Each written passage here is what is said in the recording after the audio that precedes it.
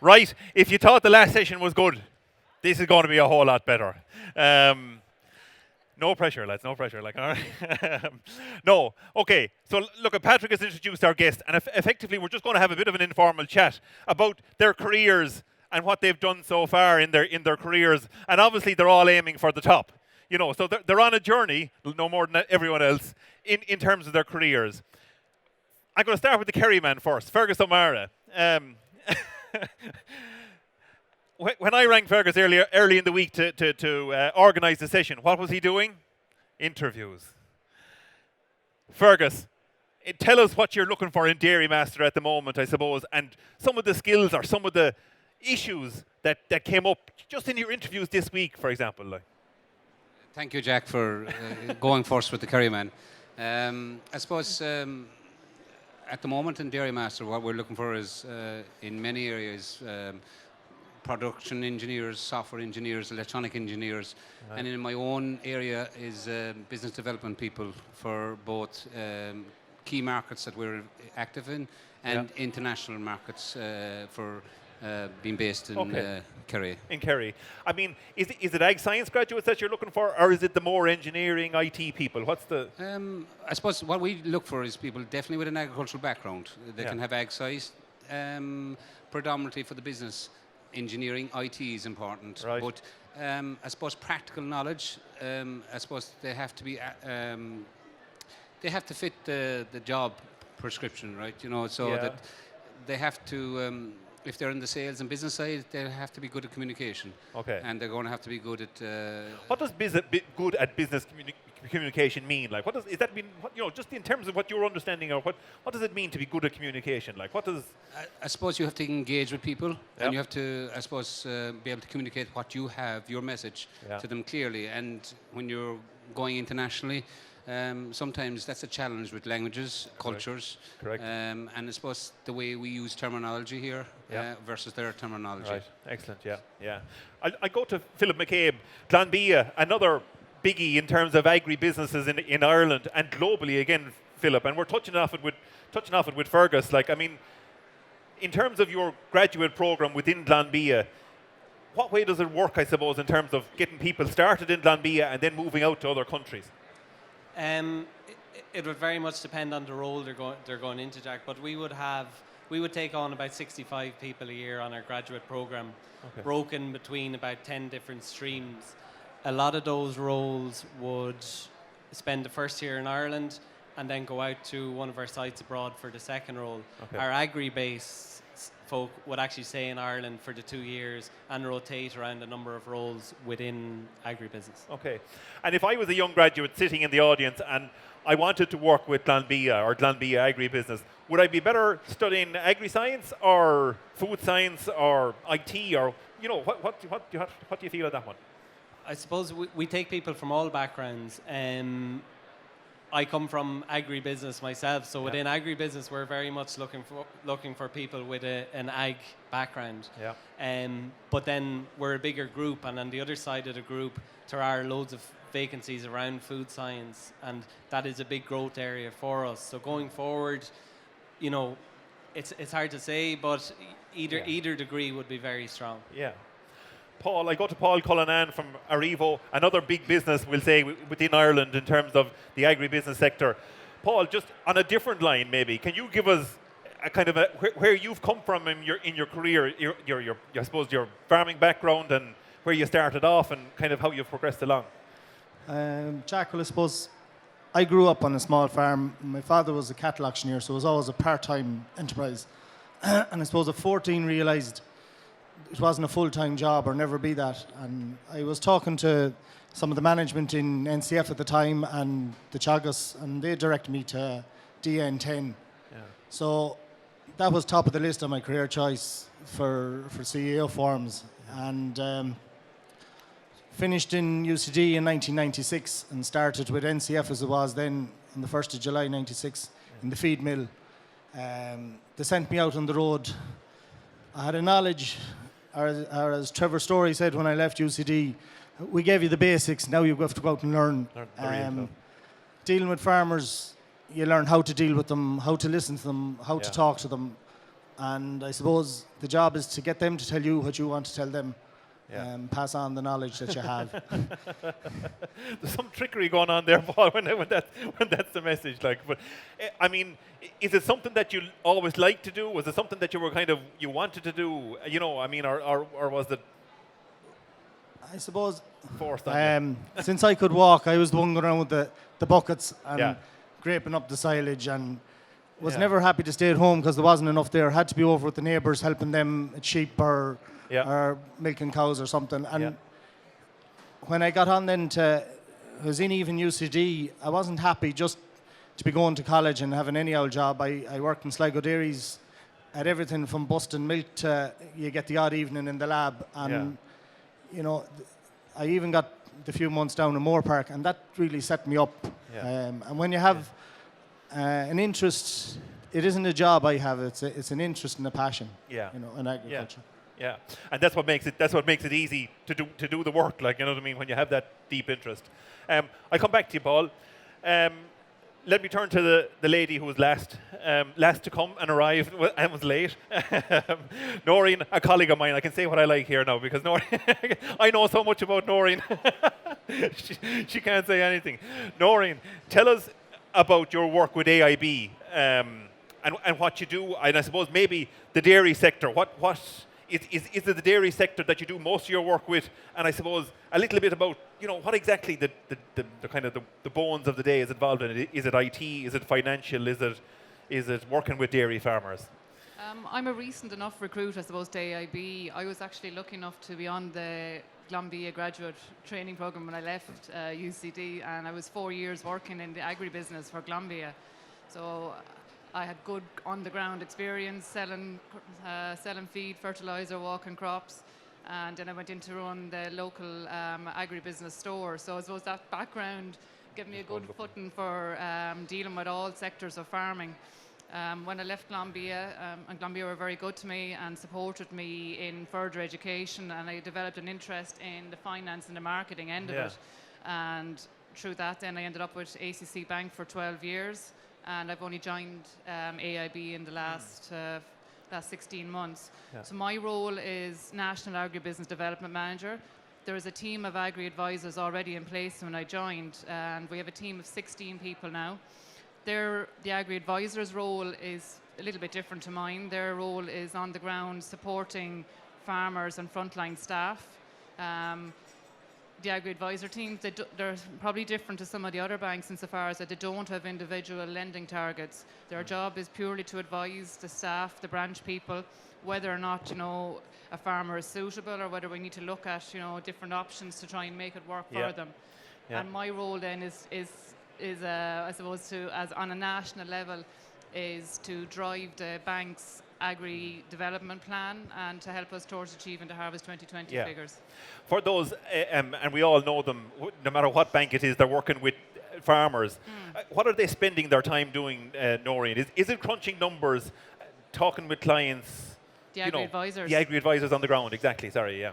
The agri-advisors will go out on farm with somebody from the branch. They'll assess a case from start to finish. They'll look at, say if it was a dairy farm, they'll get details of historic milk production. They'll look at the performance. They'll look at the genetic improvements on the farm, the EBI, how the farmer has improved. If he's going into an expansion phase, they will produce cash flow statements for 3 years, and they'll compare it to maybe the farmer's own cash flow statements or maybe perhaps Jagus ones to make sure we're comfortable with the figures. Yeah. So, I mean, they are getting down and dirty with the numbers. They are getting deep into the financial. We'd even go in down to the nitrates. If somebody's expansion, you need to do irrigation. Like the whole full assessment is done.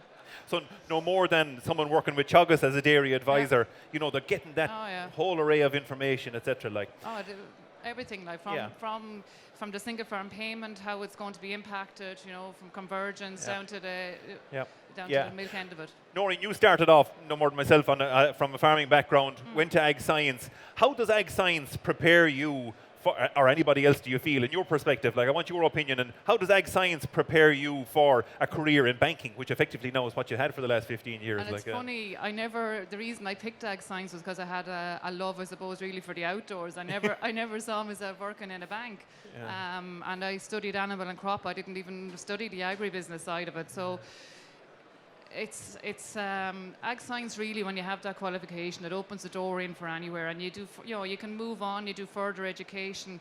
Like I said, when I was with Glanbia, I went on and did a degree in business studies, specialising in the marketing. When I joined the bank, there's always continuous banking exams that you have to do as part of the code of conduct and regulation. I see really ag science as a stepping stone, and it's what you do after that forms your career. Correct. At the moment, I'm doing a course on digital marketing and social media because I have an interest in it, and I suppose indirectly it ties back into what I'm doing, and communicating with farmers and trying to build a network of farming customers. Excellent, thanks, Noreen. Fergus, I come back to you again. In terms of the opportunities within Dairy Master as a company, because you're a global company, as we touched off before. Where do you envisage that the next opportunities will be for graduates that potentially will be working with Dairy Master? Is there parts of the world that you focus on? Is there parts of the world that you don't focus on?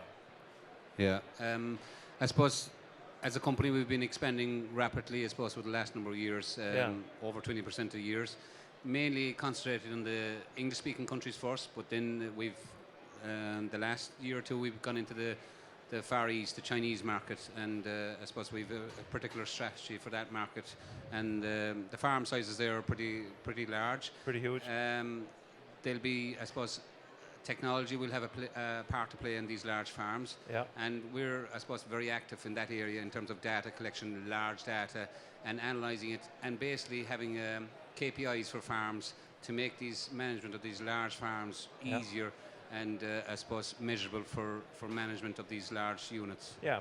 So, for example, you walk into a farm in China with 10,000 cows, or before, obviously, maybe before, where the cows aren't there at all. You want to come in the developmental stage. What effectively does Mr. Dairy Master do then with that Chinese farmer in terms of taking him along the journey to kind of to buy the equipment from Dairy Master? That's ultimately what your people want. I suppose, again, trust is a big thing in these markets, right? And for Chinese farmers, they actually have to see who they're dealing with. So we bring them across to Ireland.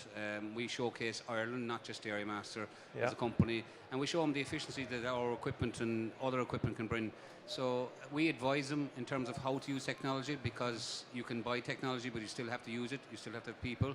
And then we put our input of, I suppose, we've 45 years of experience in building dairy farms, and we transfer that in our knowledge in terms of design, in terms of equipment and know-how to these people, and they like what they see. Yeah. Are they over there on their own, or is there a Chinese team behind them as well, or what? No, we work through distributors in a lot of markets, so we'd have those people trained within our own team, and we would have people supporting technically, IT-wise supporting them, and we'd also have business development people supporting from the marketing.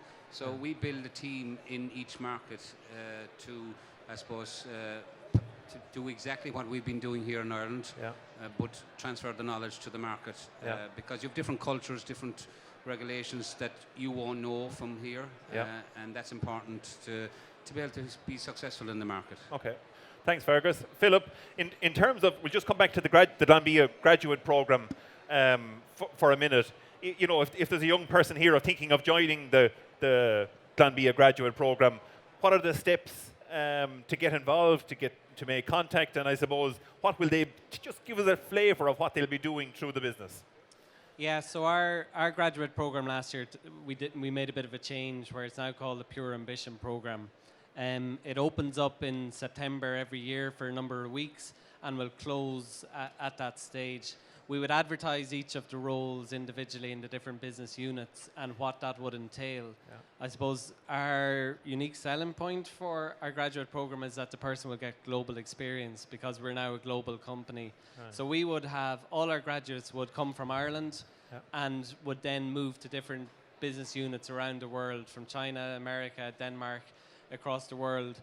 Depending on which area specifically they're working in, they'll get a different flavour. But we try to give people as much on-the-job training as possible, and we also give them some academic training as well. So we would work in conjunction with Carlow IT, for example, and give people a course in accounting and finance as part of the graduate programme as well. If you succeed in the graduate program and you move through it, it works well for both parties. I mean, is there a guaranteed role at the end of it, or what way do you kind of manage the follow-on? We don't guarantee the role at the end of it, but the reality is that 99% of people go into full-time roles when they're finished in the graduate program. We would see it as our graduate program is providing the leaders of tomorrow. So a lot of the people in senior positions within the company would have all come through the graduate program in the past, and it's something that we invest a lot in to bring in the best people into the company. I mean, your focus isn't just to get cheap labour for those couple of months or years. Your focus is to develop young people and that they understand the business and that potentially can move on. Yeah, we invest an awful lot in the people who come in the graduate program, so it's in our interests to build a career for them, and we would sit down with the people and map out that career map for them as part of reviews within the graduate program to make sure that they can see a career path within Glanbia. Yeah, nice one. Paul, in terms of Arivo in the West and the Agri Trading Division, what type of skills do you feel that a young graduate might need to kind of, to be involved and to, as you say yourself, to have a passion for that work and to like it so that it's not a chore? Like what skills do you see a kind of a young graduate or someone that's interested? I suppose the basic one would be an interest in agriculture and the local farming, as in the enterprises that are going on locally.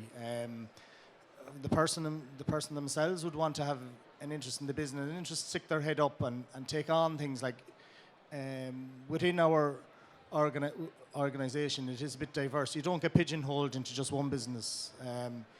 You do get asked from time to time to help out in the other business units. Like when I was working in the mill, you'd end up promoting win and sales for the marts, or you might end up helping the milk division with leasing farms as it was at the time. Like so, you get to develop your own career that way as well. Like and you get opportunities maybe to shine in newer areas. Like and you have to be willing to take them on. Yeah. You have to be flexible. Like we cover over 13 counties. Correct.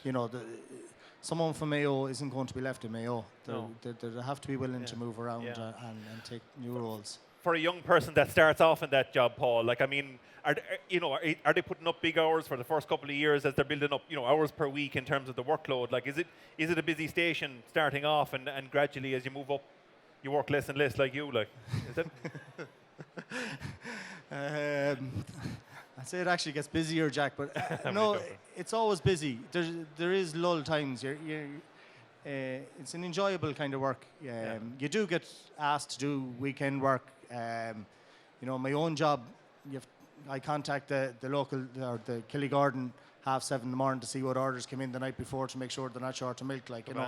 And you're on the phone again 7 or 8 o'clock even. But all jobs are that way nowadays. Like Correct. You do get, there is pluses and minuses. And it's part of the business. Like it's part of your life. No, that's grand.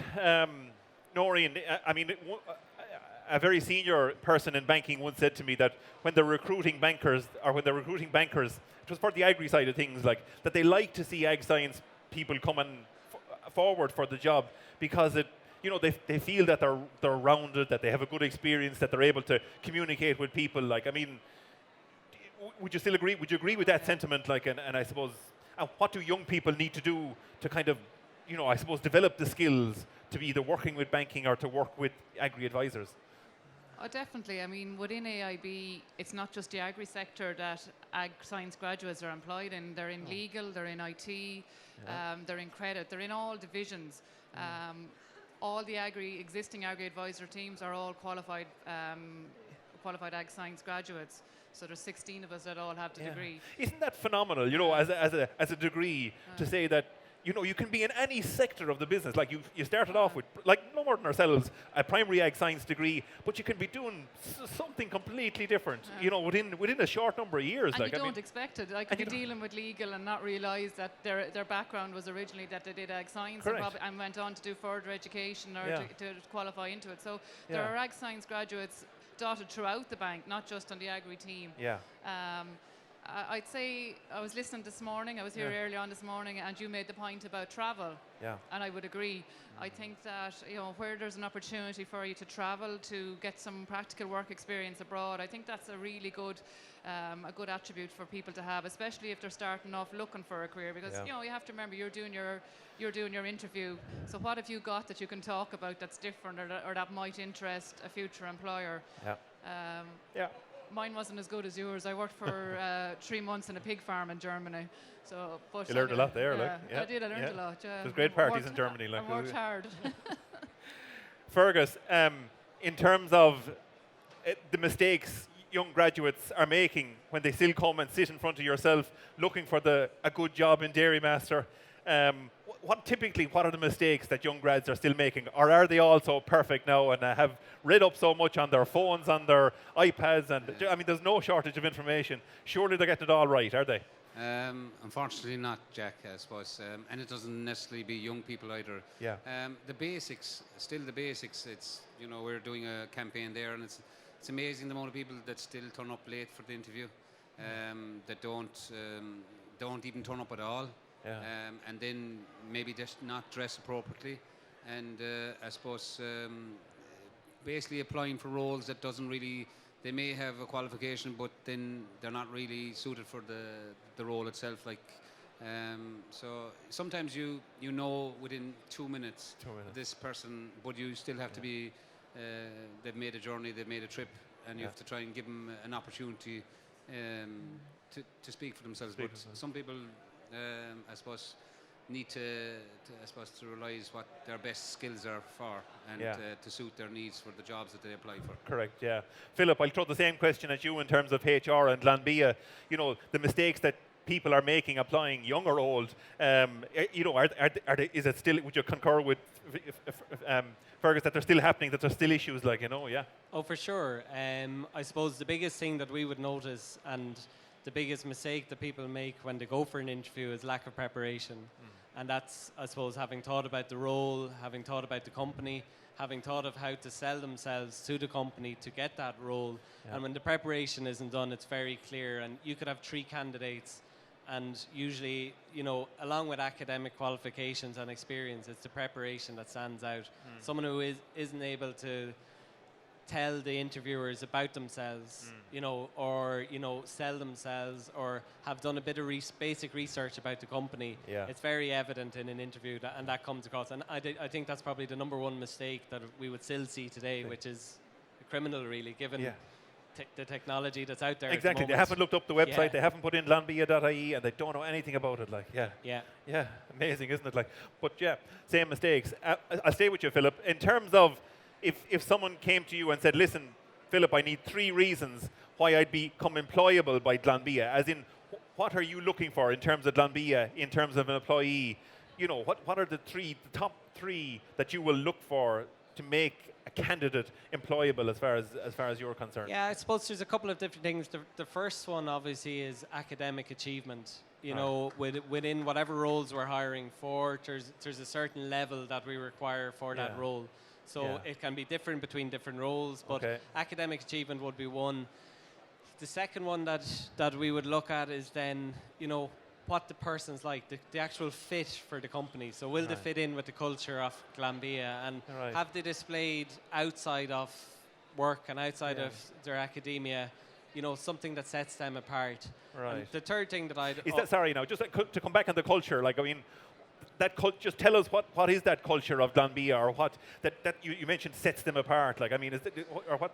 Yeah, I suppose at the moment we're going through a change as a company, that we're in a growth phase, and Siobhan Talbot has come in and looked at the company, and bringing the company to the next level. So we're looking for people who are innovative, who bring in innovation in everything that they're doing every day. I suppose the culture of the company is, innovation and driving on for success. Be willing to change and move on. Exactly. Nice one. Sorry, I cut you off. Go on, keep going.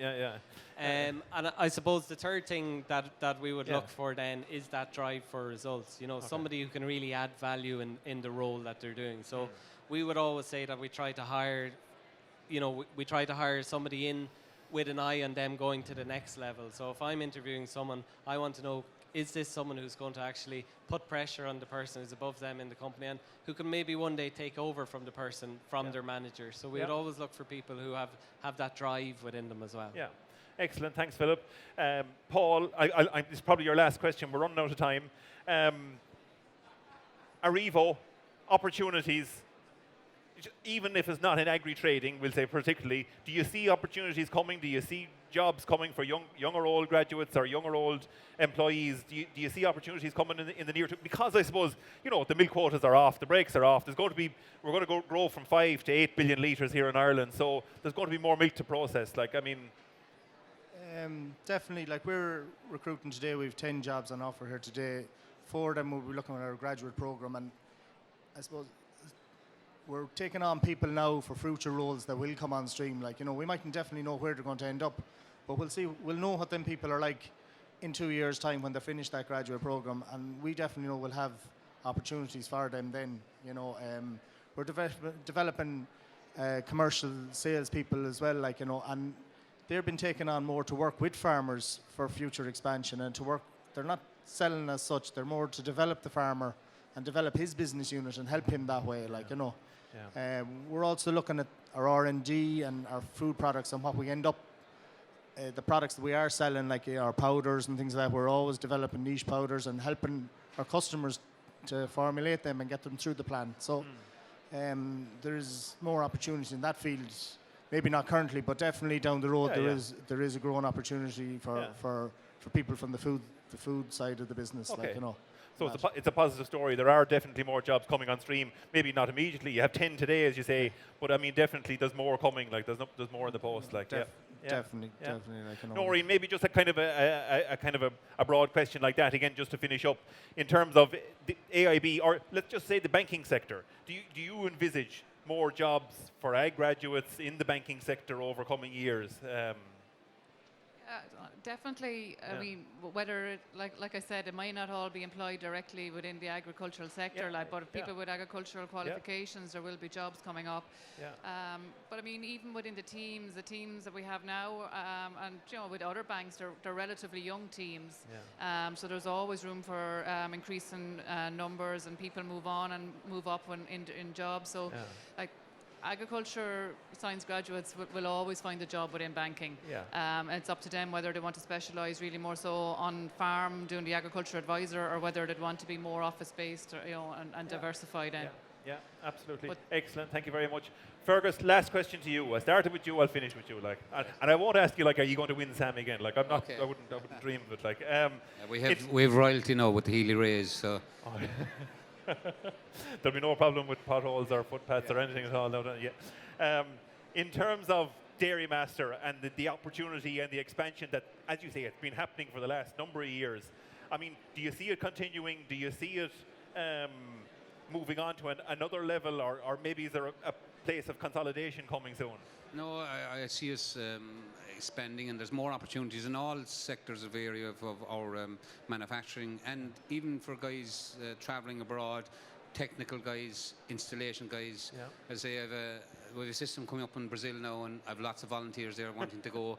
I mightn't have so many to go to China, but there is opportunities there, and as a company, as we're growing, we're developing new products.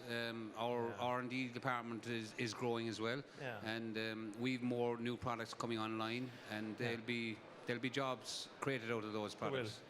Fergus, don't get me wrong. Now we all love Kerry, okay? Right. But do we have to go all the way down to Kerry to work with Dairy Master, or can we stay in Tipperary or Dublin or wherever? Well, in my department, I have a number of people from the Midlands working with me, and then obviously we have a number of opportunities in the US for Irish people. We really like Irish people working abroad for us, because I think. Irish people are very good and hard-working people. We've a can-do attitude. And are you serious about that now? Come on now. Level with us here. Is it Irish people over and above UK or US? You find them better people to employ? Well, we find it in the agricultural side. Coming from an agricultural background, there's a very can-do attitude and I suppose common sense approach. And we meet a lot of cultures and. Other nations have different skill levels, but I think in the general perspective, I suppose we see that the Irish people work very successful abroad and are accepted very well abroad. And I think as Ireland as a country, as we can get our name out for more efficiency and as for an agricultural country, I think that'll help us all, you know, to be accepted. Because there's been a lot of very successful Irish companies out there, and they're doing a great job along with some individuals. Perfect. Thanks very much, Fergus. Listen, I think we've had a flavour, and just a flavour. That's all we've had time for. But and we could stay. I'd easily stay going for another half an hour here. You know, looking at what's issues. But I mean, for me, one of the standout kind of, I suppose, comments is that you can have an ag science degree and you can be and working in absolutely any other part of the company, whether it's IT, financial, banking. You know, I mean, you can do so much more with that basic ag science degree, and that it's a great foundation stone. Ladies and gentlemen, please thank Paul Cullinan, Evo, Philip McCabe, Glanbia, Fergus O'Meara, Dairy Master, and Noreen Lacey from AIB.